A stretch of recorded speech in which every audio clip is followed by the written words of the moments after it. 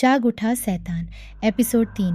केवल वयस्कों के लिए 18 राहजगढ़ गेट से लगभग 30 मिनट की दूरी पर एक जंगल था। रात होने के कारण उस जंगल के पेड़ों की आकृति ऐसी दिखाई दे रही थी मानो कोई चीज़ अलग आकार में खड़ी हो। दूसरे शब्दों में कहें तो पेड़ों की शाखाएं, काजल से ढकी हुई शाखाएं, किसी चुड़ैल के नुकीले नाखूनों की तरह दिखती थीं।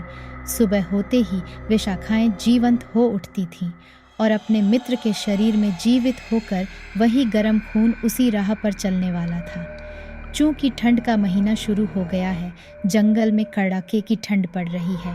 इतना कि नीचे ज़मीन से सचमुच धुंध की एक नदी बह रही थी और घने कोहरे के बीच से एक घोड़े से खींची हुई गाड़ी तेज़ी से आगे बढ़ी। एक रथ में 2 घोड़े जुते हुए हैं। घोड़ों के पीछे बीच में एक अजीब बूढ़ा आदमी रथ चला रहा है।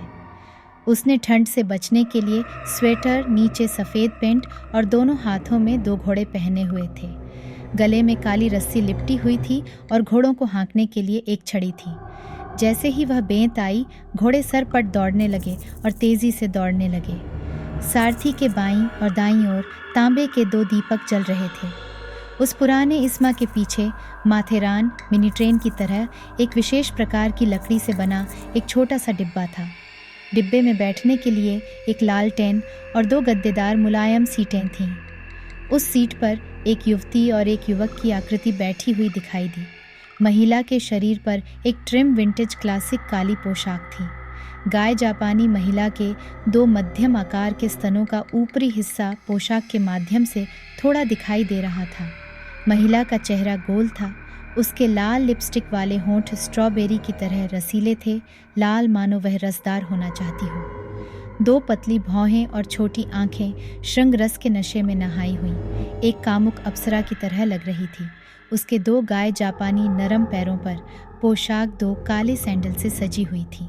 महिला के बगल में एक युवक की आकृति बैठी हुई थी। उस आदमी के शरीर पर काला कोट, काली पेंट था और पैरों में काले जूते थे। पुरुष और महिला के हाथों में एक अंगूठी थी, जिसका मतलब था कि वे पति और पत्नी। और दोस्तों, ये है वो जोड़ी जिसका महाराज दारा सिम्हा को इंतज़ार है, लेकिन राहजगढ़ के द्वार पर अंधेरे में कुछ भटक रहा है।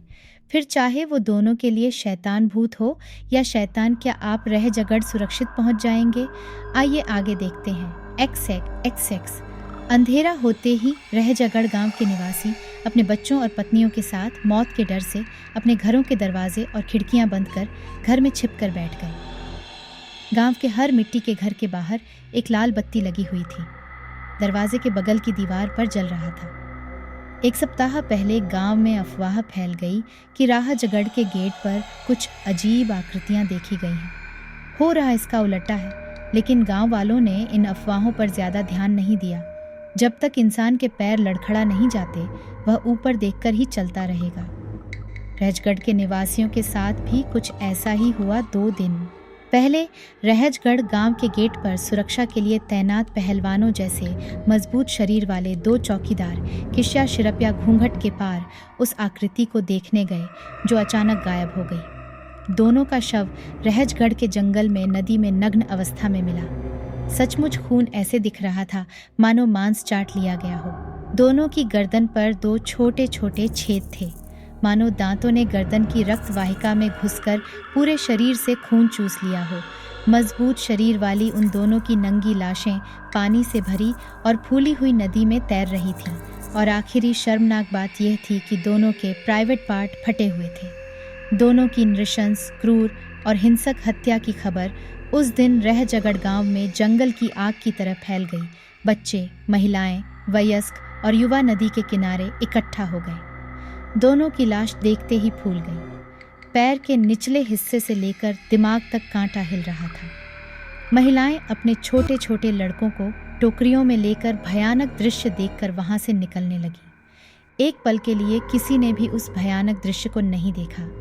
लोगों की कानाफूसी जारी थी। शुरुआत भी इतने मजबूत और उभरे हुए शरीर वाले ये दोनों 5-5 लोगों की बात सुनने वालों में से नहीं थे। तो फिर इसका मतलब ये है कि कोई भी इंसान उन्हें नहीं मार पाएगा। और अगर कोई इंसान होगा भी तो वह इतनी भयानक मौत क्यों देगा उस इंसान को थोड़ी सी भी तो दया आएगी। फिर तो एक इंसान ही ऐसा कर सकता है, ऐसी शैतानी खुशी लो, और वह शैतान है। गेट के बाहर दिखाई देने वाली विचित्र आकृतियों की घटना को देखकर ये सभी हत्याएं उन विचित्र आकृतियों में जुड़ गईं, और उसी दिन से गांव में कंपकंपी और भय का माहौल फैल गया। शाम होते ही गांव के लोग दीवार पर लालटेन लटका देते थे और घर से बाहर न निकलकर अपने घरों में ही बैठ जाते थे।